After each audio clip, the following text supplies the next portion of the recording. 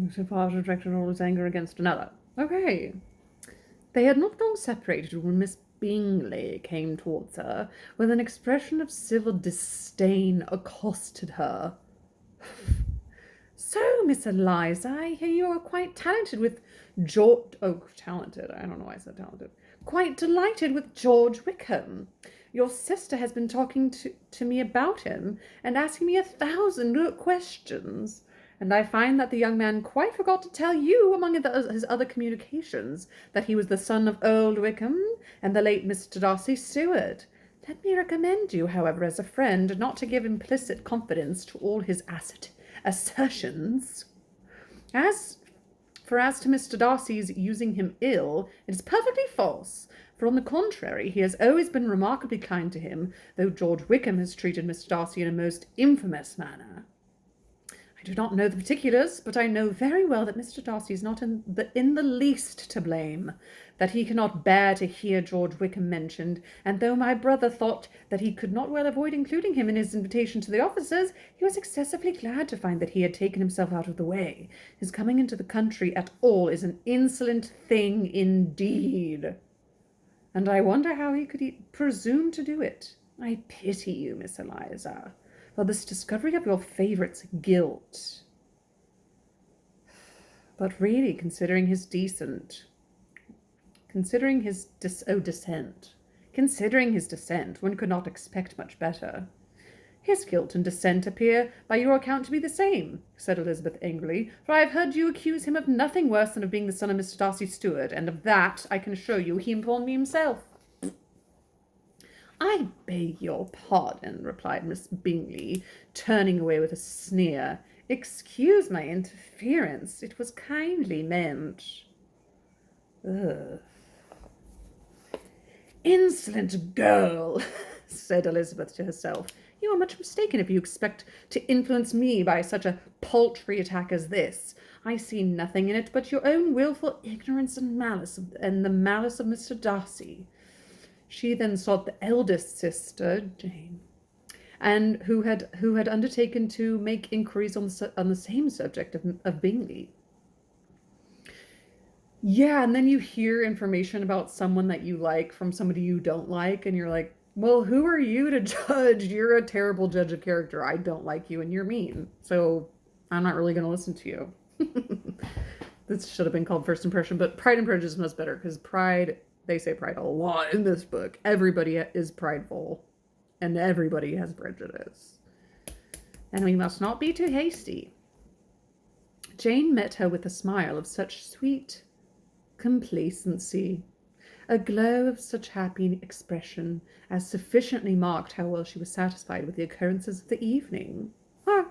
Elizabeth instantly read her feelings, and at that moment solicitude for Wickham, resentment against his enemies, and everything else gave way before the hope of Jane's being in the fairest way of happiness. I want to know, said she, with a countenance no less smiling than her sister's. What have you learnt about Mr. Wickham? Perhaps you have been too pleasantly engaged to think of any third person, in which case you may be sure of my pardon. No, replied Jane, I have not forgotten him. But I have nothing satisfactory to tell you. Mr. Bingley does not know the whole of his history, and is quite ignorant of the circumstances which have principally offended Mr. Darcy, but he will vouch for the good conduct, the probity and honour of his friend, probity of his friend, Mr. Darcy, and is perfectly convinced that Mr. Wickham has deserved much less attention from Mr. Darcy than he has received. I am sorry to say by his account, as well as his sister's, Mr. Wickham is by no means a respectable young man. I am afraid he has been very imprudent, and has deserved to lose Mr. Darcy's regard. Jane gathering information for her sister. Mr. Bingley does not know Mr. Wickham himself. No, he never saw him till the other morning at Meryton. This account, then, is what he has received from Mr. Darcy. I am satisfied, but what does he say of the living? He does not exactly recollect the circumstances, though he has heard them from Mr. Darcy more than once, but he believes that it was left to him conditionally only. I have no doubt of Mr. Bingley's sincerity, said Elizabeth warmly, but you must excuse my not being convinced by assurances only Mr. Bingley's defence of his friend was a very able one, I dare say. But since he is unacquainted with several parties of the story, and has learnt the rest from that friend himself, I shall venture to still think of both gentlemen as I did before. Nothing is changing. The more news I get, the less I change. Tough situation to be in. Then she changed the discourse to one more gratifying to each, and on which there could be no difference of sentiment. Elizabeth listened with delight to the happy though modest hopes which Jane entertained of Mr. Bingley's regard, and said all in her power to heighten her confidence in it. On their being joined by Mr. Bingley himself, Elizabeth withdrew to Miss Lucas, to whose inquiry after the pleasantness of her last partner she had scarcely replied before Mr. Collins came up to them and told her with great exultation that he had just been fortunate as to make a most important discovery. Oh no, Mr. Collins. I have found out, said he, by a singular accident that there is now in the room a near relation of my patroness. I happened to overhear the gentleman himself mentioning to the young lady who does the honours of the house the names of his cousin, Mr. Berg, and of her mother, Lady Catherine. How wonderfully these sort of things occur!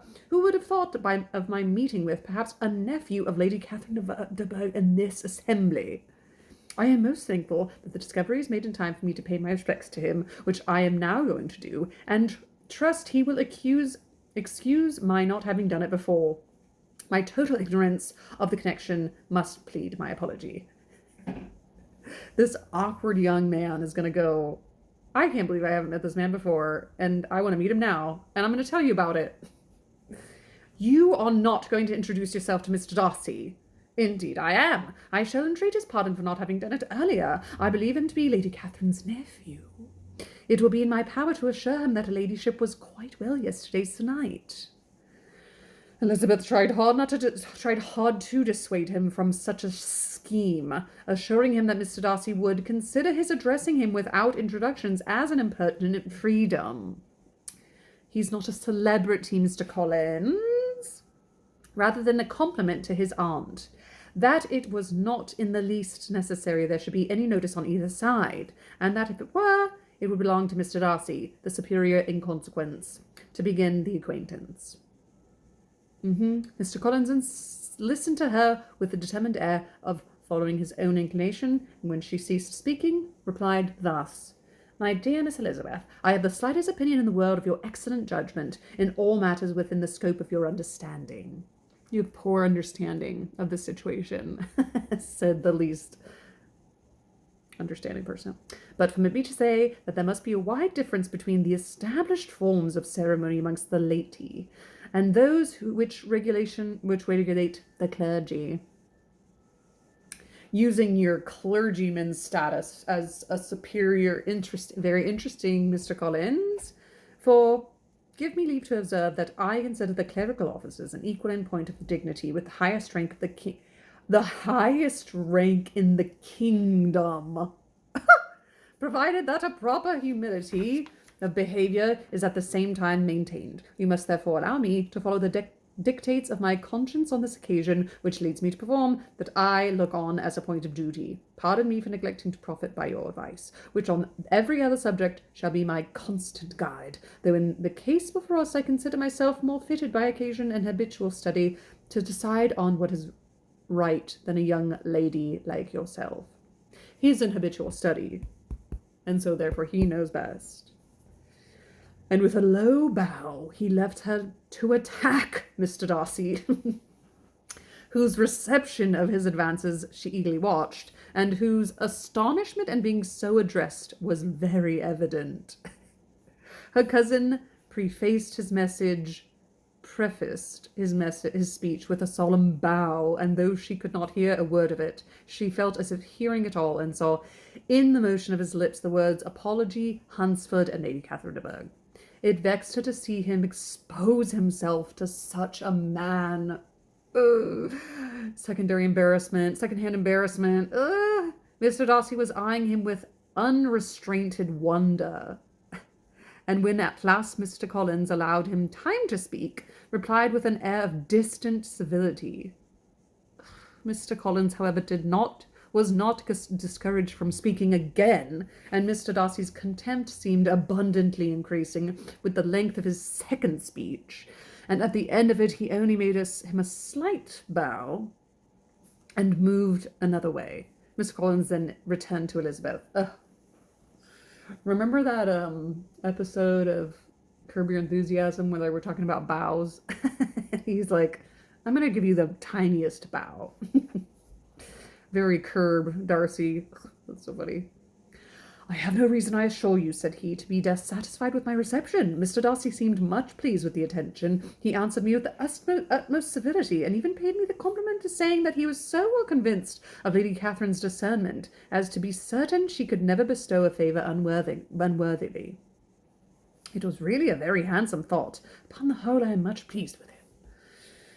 As Elizabeth had no longer any interest of her own to pursue, she turned her attention most entirely on her sister and Mr. Bingley, and the train of agreeable reflections which her observations gave birth to made her perhaps almost as happy as Jane. She saw in her idea settled in that very house in all the felicity which such a marriage of true affection could bestow. That's so sweet. She's like imagining her at Netherfield. That's sweet. And she felt capable, under such circumstances, of endeavouring even to like Bingley's two sisters. Her mother's thoughts she plainly saw were bent the same way, and she determined not to venture near her, lest she might hear too much. When they sat down to supper, therefore, she considered it most unlucky perverseness which placed them within one of each other, and deeply was vexed to find that her mother was talking to that one person, Lady Lucas, freely, openly, and of nothing else but her expectation that Jane would soon be married to Mr. Bingley. It was an animating subject, as Mrs. Bennet seemed incapable of fatigue. My mother is incapable of fatigue when talking about the subject. That's really funny. While enumerating the advantages of the match, his being such a charming young man and so rich, and living but 3 miles from them, were the first points of self-gratulation. And then it was such a comfort to think how fond the two sisters are of Jane, and to be certain that they must desire the connection as much as she could do. It was moreover such a promising thing for her younger daughters as Jane's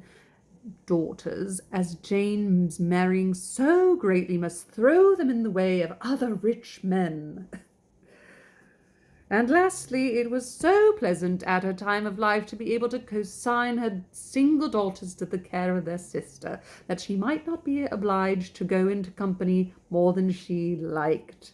It was necessary to make this circumstance a matter of pleasure, because on such occasions it is the etiquette, but no one was less likely than Mrs. Bennet to find comfort in staying home at any period of her life. You're right. She concluded with many good wishes that Lady Lucas might soon be of equal fortune, though evidently and triumphantly believing there was no chance of it. There's no chance that your daughter's going to marry soon, but I sure hope it happens to you. Bless your heart. Bless your heart, Lady Lucas. I hope it happens to you, but it doesn't look likely. Bless your heart. Okay. In vain did Elizabeth endeavour to check the rapidity of her mother's words, or persuade her to describe the felicity in less audible whispers.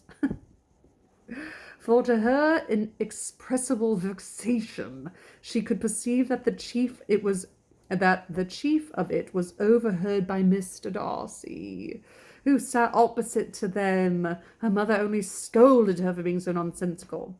What is Mr. Darcy to me, pray, that I should be afraid of him? I am sure we owe him no such particular civility as to be obliged to say nothing he may not like to hear. For heaven's sakes, madame, speak lower. What advantage can it be of you to offend Mr. Darcy? You will never recommend yourself to his friend by doing so. Nothing that she could say, however, had any influence. Her mother would talk of her views in the same intelligible tone. Elizabeth blushed and blushed again with shame and vexation. She could not help frequently glancing her eye at Mr. Darcy, though every glance convinced her of what she dreaded.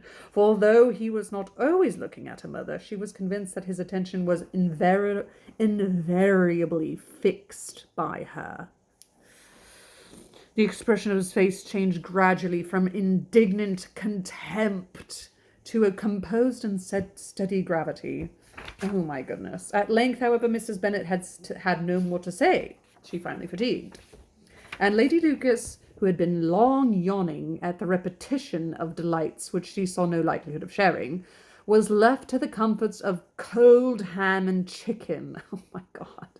Elizabeth now began to revive. But not long was the interval of tranquillity, for when supper was over, singing was talked of, and she had the mortification of seeing Mary, after a very little entreaty, preparing to oblige the company.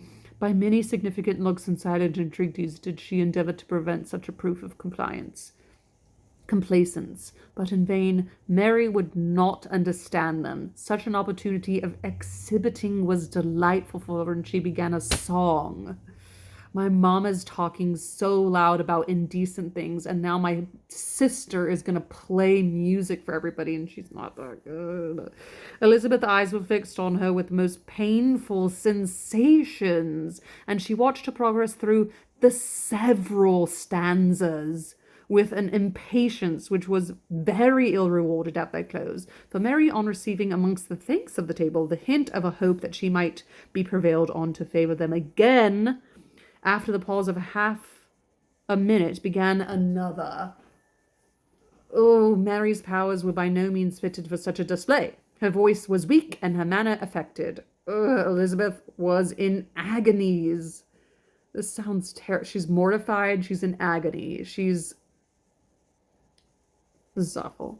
She looked at Jane to see how she bore it, but Jane was very composedly talking to Mr. Bingley.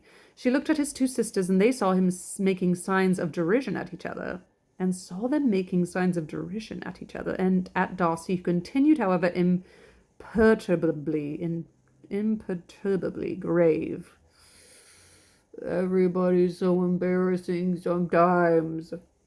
She looked at her father to entreat his interference, lest Mary should be singing all night. He took the hint, and when Mary had finished her second song, said aloud, "That will do extremely well, child. You have delighted us long enough. Let the other ladies have time to exhibit." Mary, though pretending not to hear, was somewhat disconcerted, and Elizabeth, sorry for her, and sorry for her father's speech, was afraid her anxiety had done no good. Others of the party were now replied to. "If I," said Mr. Collins, "were so fortunate as to be able to sing, I should have great pleasure, I'm sure, in obliging the company with an air, for I consider music as a very innocent diversion, and perfectly compatible with the profession of a clergyman. I do not mean, however, to assert that we can justify in devoting too much of our time to music, for there are certainly other things to be attended to. The rector of a parish has much to do. In the first place, he must make such an agreement of tithes as may be beneficial to himself and not offensive to his patron. He must write his own sermons, and that time that remains will not be too much for his parish duties and the care of improvements of his dwelling, which he cannot be excused from making as comfortable as possible. And I do not think it of light importance that he should have attentive and conciliatory manner towards everybody, especially towards those who he owes his preferment. I cannot acquit him of that duty, nor could I think well of the man who should omit an occasion of testifying his respects towards anybody connected with the family." And with a bow to Mr. Darcy, he concluded his speech, which had been spoken so loud as to be heard by half of the room. Many stared, many smiled, but no one looked more amused than Mr. Bennet himself, while his wife seriously commended Mr. Collins for having spoken so sensibly, and observed in a half-whisper to Lady Lucas that he was a remarkably clever, good kind of young man. To Elizabeth it appeared that, had her family made an agreement to expose themselves as much as they could during the evening, this was an exposition for the Bennet family. It would have been impossible for them to play their parts with more spirit or finer success. And happy did she think for Bingley and his sister that some of the exhibition had escaped his notice. Thank God Mr. Bingley didn't see or hear any of this, because he was enraptured by Jane. How cute. And that his feelings were not of a sort to be much distressed by the folly which he must have witnessed. That his two sisters and Mr. Darcy, however, should have such an opportunity of ridiculing her relations was bad enough, and she could not determine whether the silent contempt of the gentlemen or the insolent smiles of the ladies were more intolerable. The rest of the evening brought her little amusement. She was teased by Mr. Collins, who continued most perseveringly by her side, and though he could not prevail on her to dance with him again, put it out of her power to dance with others. In vain did she entreat him to stand up with somebody else, and offer to introduce him to any young lady in the room. He assured her that as to dancing he was perfectly indifferent to it, that his chief object was by delicate attentions to recommend himself to her, that he should therefore make a point of remaining close to her for the whole evening. There was no arguing upon the subject. She owed her greatest relief to her friend Miss Lucas, who often joined them, hint, hint, and good-naturedly engaged Mr. Collins' conversation to herself. Foreshadowing. She was at least free from the offence of Mr. Darcy's further notice, though often standing within a very short distance of her, quite disengaged. He never came near enough to speak. He felt it to be the probable consequence of her allusions to Mr. Wickham, and rejoiced in it. Oh, the Longbourn party were the last of all the company to depart, and by a manoeuvre of Mrs. Bennet had to wait for their carriage a quarter of an hour after everybody else was gone, which gave them time to see how heartily they were wished away by some of the family. Please leave, it's early, it's late. Mrs. Hurst and her sisters scarcely opened their mouth except to complain of fatigue, and were evidently impatient to have the house to themselves. Yes, that makes sense. They repulsed every attempt of Mrs. Bennet at conversation, and by doing so threw a languor over the whole party, which was very little relieved by the long speeches of Mr. Collins, who was complimenting Mr. Bingley and his sisters on the elegance of their engagement, and the hospitality and politeness which he had marked their behaviour to their guests. Mr. Darcy said nothing at all. Classic. Mr. Bennet, in equal silence, was enjoying the scene. Also classic. Mr. Bingley and Jane were standing together, a little detached from the rest, and talked only to each other. Beautiful. Elizabeth preserved as steady a silence as either Mrs. Hurst or Miss Bingley, and even Lydia was too much fatigued to utter more than the occasional exclamation of, "Lord, how tired I am!" accompanied by a violent yawn. When at length they arose to take leave, Mrs. Bennet was most pressingly civil in her hope of seeing the whole family soon at Longbourn, and addressed herself especially to Mr. Bingley to assure him how happy he would make them by eating a family dinner with them at any time without the ceremony of a formal invitation. Mr. Bingley was all grateful pleasure, and he readily engaged for taking the earliest opportunity of waiting on her after his return from London, whither he was obliged to go the next day for a short time. Mrs. Bennet was perfectly satisfied, and quitted the house under the delightful persuasion that, allowing of the necessary preparations of settlement, new carriages, and wedding clothes, she should undoubtedly see her daughter settled at Netherfield in the course of 3 or 4 months. She's making plans for her daughter. This is planning in front of everybody. Okay. Of having another daughter married to Mr. Collins, she thought with equal certainty and with considerable, though not equal pleasure. Elizabeth was the least dear to her of all her children. That's sad. And though the man and match were quite good enough for her, the worth of each was eclipsed by Mr. Bingley and Netherfield. My goodness gracious. I wonder if this is the longest chapter, this ball. This whole ball, what a mess. So embarrassing. Secondhand embarrassment. Ay. Okay. Happy reading, everyone. Ta-ta for now.